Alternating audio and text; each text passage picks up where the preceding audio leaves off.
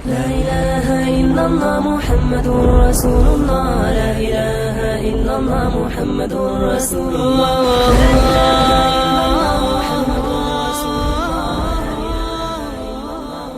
Kır hadis jana anın düşündürmösü 38-ci hadis. Abu Hurayra radiyallahu anhu rivayet kılat. Allah'tın elçisi sallallahu aleyhi ve sellem aytat. Allah Taala aytты. Kimde kim menin жақын pendelerime düşmanlık kılsa, anda men ağa soğuş jarıyalayмын. Pendem men parz kılgan buyruktардан başka ibadattар менен мен сүйгөнчөлүк мага жакындай албайт. Ал парз ibadattарды аткаргандан кийин нафил ibadattар менен мага жакындай берет.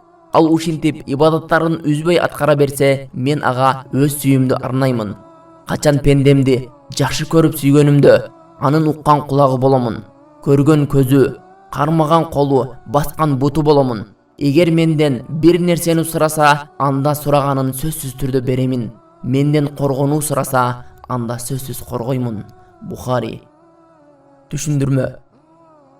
Kimde kim Allah'tın imandуу pendelerine Allah'ka iman keltirgendikleri üçün düşmanlık kılsa, ağa Allah soğuş jarıyalayt.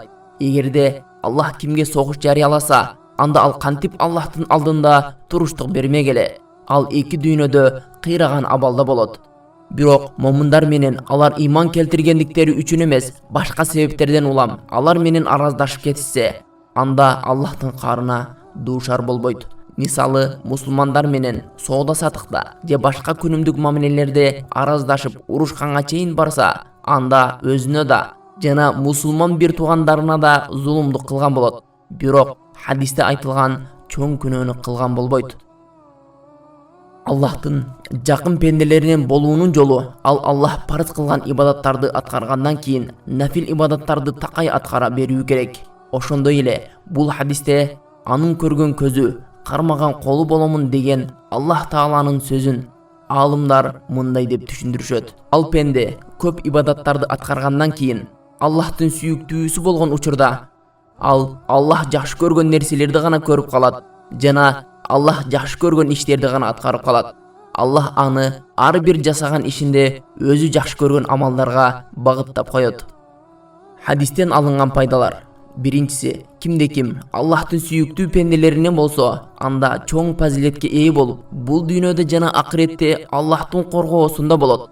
Бирок Аллахтын жакын пенделеринен болуу үчүн имандуу жана такыба адамдардан болуу керек. Буга Аллахтын бул аяты далил болот. Чындыгында Аллахтын жакын пенделери акыретте коркунучта жана кайгы капада болушпайт. Алар жашоолорунда иман келтирип, такыба болуп жүрүшкөн адамдар. Экинчи пайдасы, Аллахтын эң жакшы көргөн буйруктары ал парыз ибадаттары.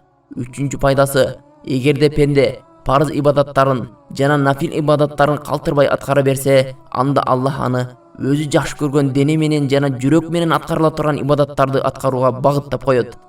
Тагыраак айтканда, анын жүрөгүндө мусулман бир туугандарына болгон мээримдүүлүк, кичпейилдик пайда болот. Жана дин душмандарына каршы тайманбастык, эр жүрөктүүлүк пайда болот.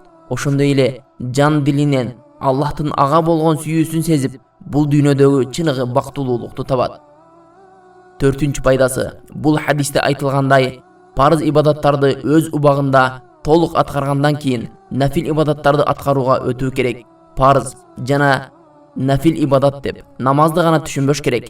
Себеби ислам дининде ар бир парыз ибадаттын кошумча нафил ибадаттары да бар. Мисалы, зекет бергенден тышкары кошумча садака берүү, Рамазан айынан башка айларда да кошумча орозо тутуу, биринчи парыз ажылыктан кийин дагы ажылыкка баруу жана башка ибадаттар нафил ибадаттардын катарына кирет. Бешинчи пайдасы, Аллахтын сүйүүсүнө жетүү.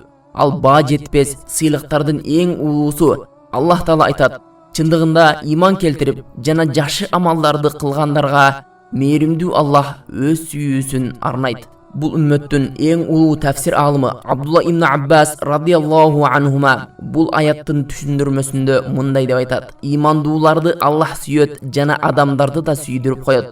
Себеби пайгамбарыбыз саллаллаху алейхи ва саллям мындай деп айтат: качан Аллах Таала бир пендесин сүйгөн кезде, ал Жебреил периштеге айтат: эй Жебреил, чындыгында Аллах баланча пендесин сүйдү, сен да аны сүйгүн. Ошондо Жебирейил периште да ал пендени сүйөт. Анан Жебирейил периште асмандагы маклуктардын баарына: "О асман ээлери, Аллах баланча пендесин сүйдү, силер да аны сүйгүлө" деп жар салат. Ошондо асман ээлери да ал пендени сүйүшөт. Андан кийин ал адамга болгон сүйүү жердеги адамдарга өтүп, алар да аны жакшы көрүп калышат.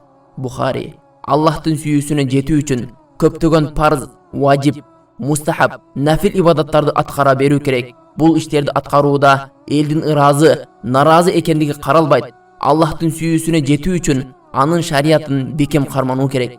Бирок бул ибадаттарды адамдардын каршылыгына карабай аткара берсе, анда убакыттын өтүшү менен адамдардын зыяны деле тийбей калат.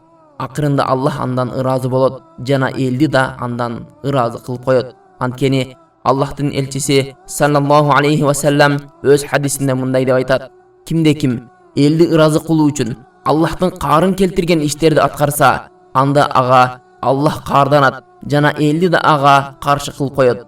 Кимде ким Аллахты ыраазы кылуу үчүн адамдар каршы болгон иштерди кылса, анда Аллах андан ыраазы болот жана адамдарды да андан ыраазы кылып коет."